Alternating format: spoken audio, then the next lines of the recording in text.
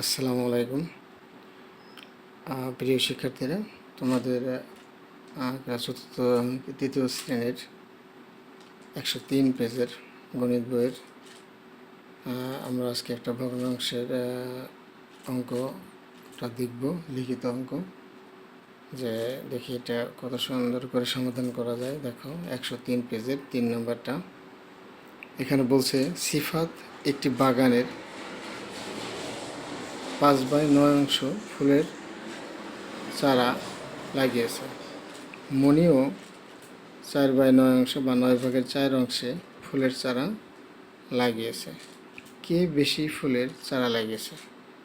তাহলে দুইজনে কি করছে? ফুলের চারা লাগিয়েছে। একজন লাগাইছে কত? 9/5 অংশ, আর একজন লাগাইছে 9/4 অংশ। তাহলে কে বেশি ফুলের চারা লাগিয়েছে এবং কত বেশি লাগিয়েছে? তাহলে কত অংশ বেশি লাগিয়েছে? তাহলে এখানে দুটো প্রশ্ন কিন্তু। প্রথমে কে বেশি ফুলের চারা লাগিয়েছে, তাহলে আমাদের এখানে কি করা দরকার? প্রথমে আমাদের এখানে করা দরকার যে তুলনা করা দরকার, যে কারণ কে বেশি লাগিয়েছে। এ কি সিফাত বেশি লেগেছে না মনি বেশি লেগেছে? চলো আমরা আগে এটা বের করি, এরপর আমরা কত অংশ বেশি লাগিয়েছে আমরা সেটা দেখব। তাহলে আমরা চলো একটু দেখি, সেটা হলো যে তুলনা করবো আর কি। দেখো প্রথমে আমরা লিখি সিফাত ফুলের চারা লাগিয়েছে, এতটুকু আমরা লিখতে পারি। সিফাত সিফাত ফুলের চারা,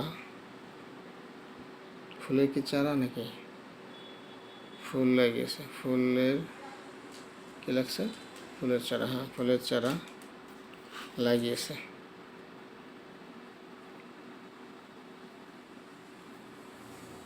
সিফাত ফুলের চারা লাগিয়েছে কত অংশ? 9/5 অংশ। 9/5 কত?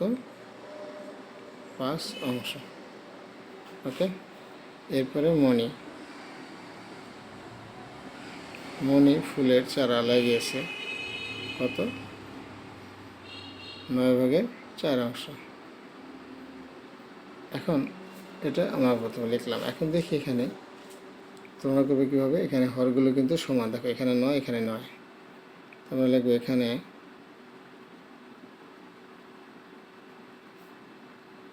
এখানে হরগুলো সমান। কীগুলো সমান? হরগুলো সমান। তো এখানে হর সমান বা হরগুলো সমান আমরা লিখতে পারি হর সমান বা হরগুলো সমান। অর্থাৎ কত? অর্থাৎ কত? 9। এটা আমরা প্রথম লাইন। তারপরে কি? তাহলে হরগুলো সমান হলে কি হয়? হর সমান হলে আমরা লিখবো হর সমান হলে যার লব বড়, যার লব বড় সেই ভগ্নাংশই বড়। যার লব বড় সেই ভগ্নাংশই কি? সেই ভগ্নাংশই বড়।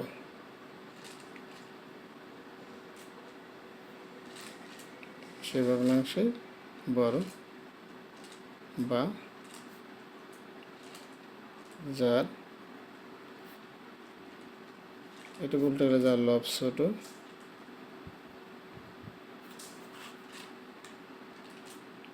সেই ভগ্নাংশই ছোট। সেই ভগ্নাংশই ছোট, এটা আমরা জানি, লিখে দেবো এটা। তাহলে এখানে কি বড়? দেখো তাহলে এখানে লব আছে কটা? 5।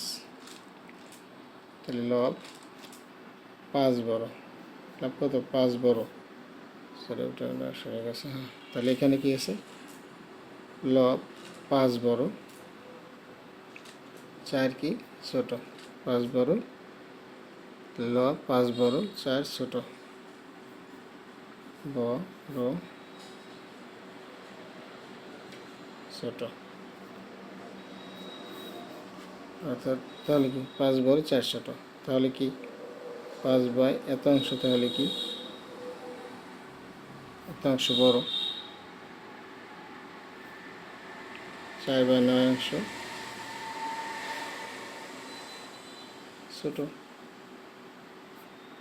আমরা বড় বানানটা আগে এমন ছিল, তো বর্তমানে আবার একার ওকার দিচ্ছি, তো সেই জন্য 5/9 বড় এবং 4/9 কি ছোট।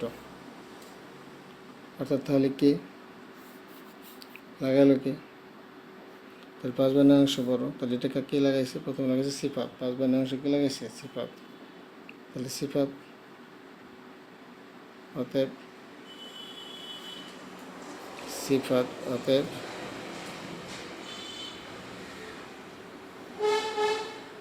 সিফাত কি বেশি অংশ লাগিয়েছে, সিফাত বেশি অংশ, বা কিছু লিখতে পারি আমরা সিফাত ফুলের ছাড়া বেশি লেগেছে, বা বেশি অংশ সিফাত ফুলের ছাড়া বেশি লেগেছে। আমরা একটু পুরোটাই লিখি, ফুলের চারা বেশি লেগেছে, বেশি, অর্থাৎ সিফাত ফুলের চারা বেশি লেগেছে। কি বেশি লেগেছে, সিফাত বেশি, কারণ এটা সিফাত এত অংশ বড়, এটা তো বড়, আর এত অংশ ছোট, কমা দিতে পারি। তাহলে অতএব সিফাত ফুলের চারা বেশি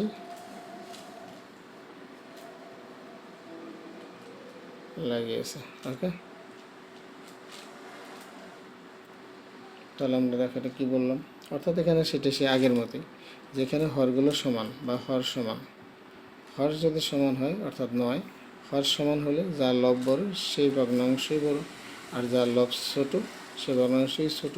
তা লব 5 বড়, এখানে লব 5 বড়, 4 ছোট, তাহলে অতএব এত অংশ বড়, তাহলে ভগ্নাংশ কি এটা বড় এবং এটা কি ছোট।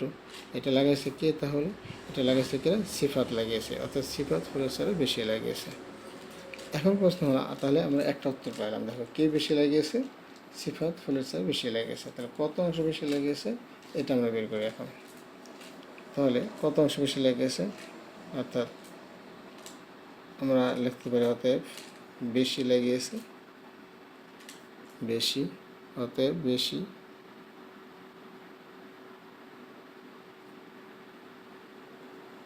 বেশি লাগিয়েছে কত, তাহলে আমরা বেশি যেটা লাগাইছি সেটা 5/9 বিয়োগ 4/9,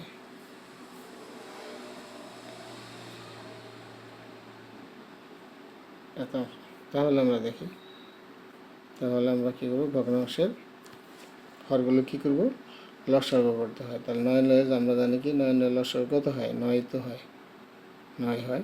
এভাবে প্রথম হর দ্বারা এই লসাগুকে ভাগ, 9 9-এর মধ্যে কয়বার যায়, 9 9-কে ভাগ দিলে কত হয়, 9 ভাগ 9 কত হয়, 1 হয়, 9 9 ভাগ দিলে কত হয়, 1 হয়।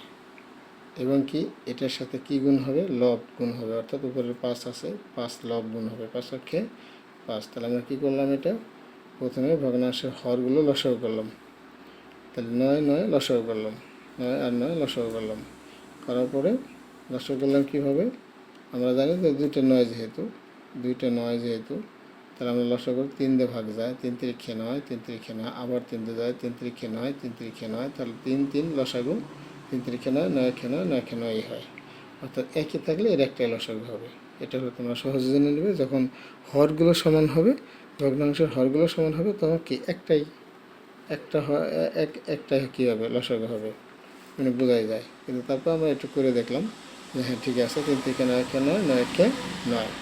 এখন কী করবো, লসাগুকে ভাগ, লসাগু 9 এবং এখানকে হর দিয়ে ভাগ, প্রথম হর কত আছে 9, 9 দিয়ে আমরা ভাগ দিলাম কত আসে, 9 9-এর মধ্যে কবে যায়, একবার যায়, 1 আসলো। এই 1-এর সাথে এই ভাগফলের সাথে উপরের লব গুণ, অর্থাৎ 5 আছে, এই 5 গুণ, তাহলে 5 অক্ষে কত, 5 5 অক্ষে 5, এই 5 বসবে এখানে। এখন দেখো আবার কি এখানে তাই 9 দিয়ে আবার 9-কে ভাগ, তাই 9-এর মধ্যে একবার যায়, 1 হয়েছেই তো, এই যে 1 হয়েছে, 1 দেওয়ার কি উপরের সাথে গুণ, অর্থাৎ 4 অক্ষে 4, তাহলে অংশ বিয়োগ দিলাম কত আসছে, 4 আছে 5 হবে, 1 হলে 9, তাহলে কত অংশ, এত অংশ বেশি লেগে গেছে। তাহলে আমরা উত্তরটা আমরা একটু অন্য পেজে লিখি,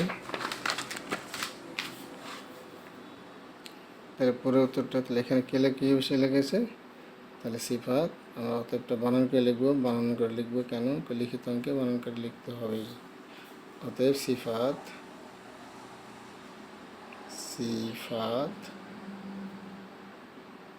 এত অংশ বেশি লেগেছে, কত 1/9 অংশ বেশি লেগেছে, বেশি লাগিয়েছে। তাহলে সিফাত বেশি লেগেছে, কত অংশ বেশি লেগেছে? 1/9 অংশ বা 9 ভাগের 1 ভাগ বেশি লেগেছে। ওকে, তারপরে আমরা একটা আবার রিভিশন দিই, তোমার যদি না বোঝে তাহলে আবার একটু দেখি অঙ্কটা। তাহলে কি সিফাত, অঙ্কটা ছিল সিফাত একটি বাগানে 9/5 অংশ ফুলের চারা লাগিয়েছে, মনিও 9 ভাগের 4 অংশ ফুলের চারা লাগিয়েছে। কে বেশি ফুলের চারা লাগিয়েছে, কত অংশ বেশি লাগিয়েছে? কে বেশি ফুলের চারা লাগিয়েছে, আমরা এটি কী করতে হবে? আমাদের এটা কী করতে হবে? এটা তুলনা করতে হবে। তাহলে আমরা এটা তুলনা করব। এখন তুলনা করা সহজ, কারণ হওয়ার সমান, অর্থাৎ সিফাত ফুলের চারা লাগিয়েছে, কত? এত অংশ। আমরা সমাধানটা এইভাবে করবো, মনি ফুলের চারা লাগিয়েছে 9 ভাগের 4 ভাগ বা 4/9 অংশ। এখানে হরগুলো সমান, হরগুলো কি সমান, অর্থাৎ 9 সমান 9 সব ক্ষেত্রেই। হর সমান হলে যার লব বড় সেই বড় বা সেই ভগ্নাংশই বড়, আর যার লব ছোট সেই ভগ্নাংশই ছোট। তাহলে আমরা ছোটো বানানগুলো এগুলো খেয়াল করবো না, বড় বানানগুলো নতুন ঠিক আসছে তো, নতুন বইতে আসছে তো, তোমাদের বইতে আগে এখানে ছিল না, এটা নতুন করে চেঞ্জ হয়েছে আর কি। এই জন্য এটা তুমি একটু দেখে নেবে বড় ছোটো বানানগুলো, অর্থাৎ সেই ভগ্নাংশই বড় এবং যারা লব ছোট সেই ভগ্নাংশই ছোট। লব 5 বড়, 4 কি ছোটো, তাই এখানে কিন্তু লব কিন্তু 5 বড় 4 ছোট। তাহলে 5/9 অংশ বড়, 5/9 অংশ বড় এবং কি 4/9 অংশ ছোট।